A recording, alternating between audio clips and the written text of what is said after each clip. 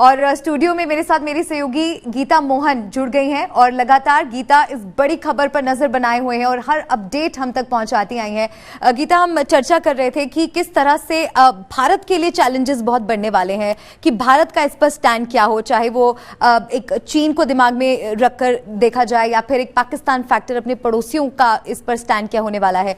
तो भारत के लिहाज से क्या क्या चैलेंजेस आपको लग रहा है कि अभी हमारे सामने है? देखिए, भारत का सबसे बड़ा चैलेंज जो है वो नेबरहुड में कैसे रिश्ते होंगे वो नहीं है, वो रूस के साथ हमारे रिश्ते कैसे होंगे, यूक्रेन यानी कि जो वेस्ट टिल्टिंग है, अमेरिका, यूरोप, उनके साथ हमारे रिश्ते कैसे होंगे, उस पर ज्यादा फोकस है।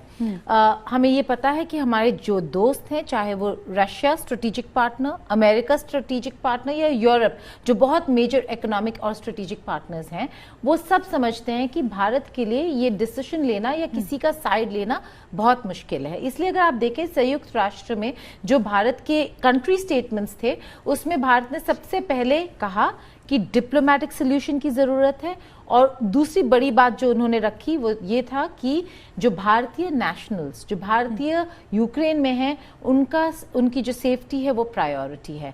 तो भारत बहुत साफ तरीके से कह रहा है कि डिप्लोमेटिकली आप इस मसले को सुलझाएं, हमें बीच में नहीं पड़ना है। लेकिन हाँ, अगर माहौल और स्थिति खराब होती है तब शायद भारत कुछ और पोजीशन लेगा, डिपेंडिंग ऑन ह्यूमन लाइव्स या कॉस्ट ऑफ ह्यूमन लाइव्स किस साइड में ज्यादा हो रहे हैं। कि ऐसे बहुत से लोग हैं जिनको ये पूरे क्राइसिस के बारे में बहुत डेप्थ में जानकारी नहीं है, in the sense like people don't know कि ये रशिया के लिए इतना बड़ा फैक्टर है, इतना बड़ा मुद्दा क्यों बना यूक्रेन का नेटो में जाना।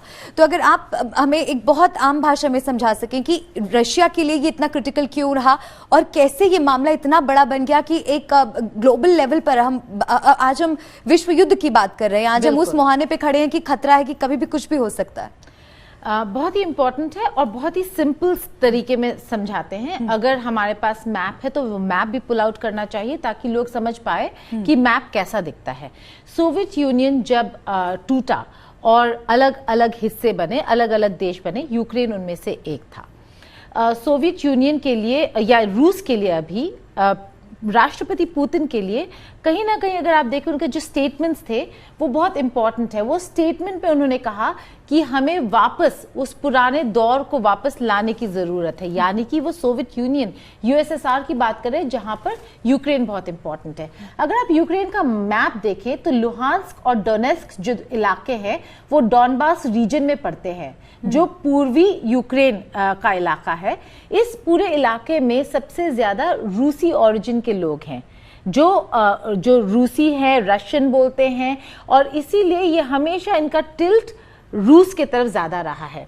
यूक्रेन में जब माहौल बदला, ये पॉलिटिकल भी है बहुत, जब भी वहां पे सरकार आई हमेशा ये देखा गया कि वो सरकार क्या वेस्ट लीनिंग है या ईस्ट लीनिंग, यानी रूस के तरफ रुझान ज्यादा है या झुकाव ज्यादा है। इससे पहले वाली जो सरकार थी वो थोड़ा रूस के तरफ लीनिंग था, लेकिन जो लोग यूक्रेन के हैं वो चाहते थे कि हम और आगे बढ़े, हम वेस्ट की तरफ जाए, हम यूरोप के साथ पार्टनरशिप करें। तो जब ये बातचीत छिड़ी 2014 में और सबसे पहले जब यूरोपियन यूनियन ने कहा हमारे साथ इकोनॉमिक पार्टनरशिप करें, तो तब के राष्ट्रपति करने ही वाले थे, लेकिन रूस के प्रेशर में आके रूस के साथ अग्रीमेंट कर दिया। तब एक बहुत बड़ा मैदान मूवमेंट, यूरो मैदान मूवमेंट जिसे कहते हैं, बहुत बड़ा जलसा निकला, बहुत प्रोटेस्ट हुए, राष्ट्रपति को अपना पद छोड़ना पड़ा। और उसके बाद से लेकर अब तक हमेशा से ये रहा है कि क्या यूक्रेन यूरोप के तरफ जाएगा, नेटो के साथ जुड़ेगा या रूस के तरफ। और जब भी इलेक्शंस आते हैं आप देखेंगे वहां के राष्ट्रपति हमेशा ये कहते हैं कि हम नेटो के साथ जुड़ने वाले, हम रूस के आगे खड़े होंगे। ये रूस को नापसंद है। तो रूस ने एक चीज साफ कह दी कि यूक्रेन, अगर आप मैप देखें, यूक्रेन बिल्कुल रूस और यूरोप के बीच में बैठा है, तो जियो स्ट्रेटेजिकली बहुत इंपॉर्टेंट देश है। अगर यूरोप की तरफ जाता है और नेटो से जुड़ता है तो नेटो के एयरफील्ड्स रूस के बिल्कुल बैकयार्ड में होंगे। रूस ने कह दिया ये बिल्कुल हमें नामंजूर है। अगर आप चाहते हैं इंडिपेंडेंस, आप इंडिपेंडेंट रहें, लेकिन अगर आप नेटो के साथ जुड़ेंगे तो आपको रूस का जो एक्शन है वो सहना पड़ेगा। और रूस ने ये साफ कह दिया है कि या तो आप हमारे साथ जुड़ जाइए या आप इंडिपेंडेंट रहे, नेटो के साथ आप जुड़ नहीं सकते। और नेटो के साथ नहीं जुड़ने के पीछे कहीं ना कहीं एक डर अमेरिका से भी था कि सबसे बड़ा डर अमेरिका ही है कि आपका सबसे बड़ा दुश्मन, यहाँ पे दोस्ती दुश्मनी, आपका सबसे बड़ा दुश्मन अगर अमेरिका है और अमेरिका नेटो एलाय है, तो अमेरिका के लिए बहुत आसान होगा कि वो यहाँ आके बैठ जाए और जब भी रूस के साथ कोई प्रॉब्लम्स हो तो आप यूक्रेन सॉइल यूज कर सकते हैं, यूक्रेन रूस के अगेंस्ट। एक एग्जांपल देते हैं सिंपल शब्दों में, अगर हम भारत में बैठे हैं और आप समझना चाहते हैं यूक्रेन क्राइसिस, तो आप बड़े सिंपल शब्दों में समझें। चीन और भारत के बीच है बहुत तनाव। भूटान जो बिल्कुल चीन और भारत के बीच बैठा हुआ है, एक इंडिपेंडेंट किंगडम है, देश है, जिसके बहुत अच्छे रिश्ते हैं भारत के साथ। डिप्लोमेटिक टाइज नहीं है भूटान के चीन के साथ, डिप्लोमेटिक टाइज तक नहीं है।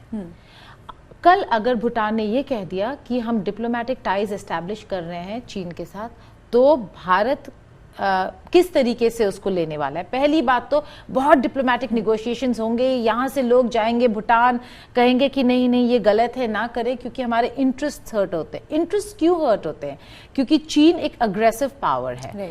तो और अगर भूटान ने कहा नहीं, हम ना केवल डिप्लोमेटिक, हम मिलिट्री टाइज भी एस्टैब्लिश करेंगे, हम एक मिलिट्री अलायंस करेंगे चीन के साथ। अभी हमारे कुछ साल, अभी 2 साल भी नहीं हुए जब डोकलाम क्राइसिस हुआ, कुछ साल हो गए जब डोकलाम क्राइसिस हुआ था, जब चीन डोकलाम, जो भूटान और चीन के बीच में एक जगह है डोकलाम, जो भारत के लिए बहुत इंपॉर्टेंट है। अगर चीन वहां पे बैठता है मिलिट्री लेके, तो वो हमारे नॉर्थ ईस्ट को साफ काट सकता है अगर माहौल बिगड़ा तो। आप सोचिए, अगर मिलिट्री अलायंस हो जाता है भूटान और चीन के साथ, मैं रूस को जस्टिफाई नहीं कर रही यहाँ पर, मैं बस समझा रही हूँ कि डर किस बात का है।